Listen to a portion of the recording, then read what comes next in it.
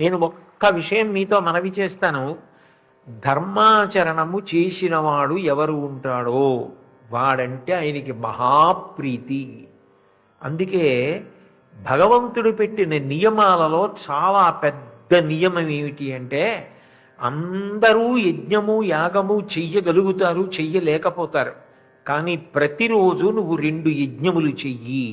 ఒకటి అతిథి యజ్ఞము, 2 భూత యజ్ఞము. అతిథి యజ్ఞము అంటే నీ ఇంటికి ఒక అతిథి వచ్చి తినాలని కోరుకో. ఎప్పుడూ నువ్వు నీ కుటుంబ సభ్యులు తినడం కాదు, ఒక్కొక్క రోజున భగవంతుడు అనుగ్రహించాలనుకుంటే ఎవరో ఒక ఉత్తముడైన వ్యక్తి, ఏ స్వార్థం లేనివాడు, ఎప్పుడు దేన్ని కోరనివాడు అనుకోకుండా మన ఇంటికి వస్తాడు. భూతయజ్ఞం, మిగిలిన ప్రాణులు ఒకదానిలో ఉన్న విభూతిని ఇంకొకటి వాడుకోదు. ఒక చేప కప్ప నుంచి ఏమీ నేర్చుకోదు. చేప నేర్చుకుందామన్నా కప్పలా భూమి మీద నీటిలోనూ ఉండగలిగిన లక్షణం దానికి రాదు.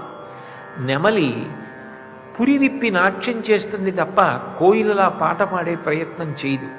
కోయిల నుంచి పాట, నెమలి నుంచి నృత్యం, చేపని చూసి ఈత, పక్షిని చూసి విమానం, అన్నీ నేర్చుకోగలిగిన వాడెవరంటే సమస్త ప్రాణులలో ఉన్న విభూతిని వాడుకునేవాడు మనిషి ఒక్కడే.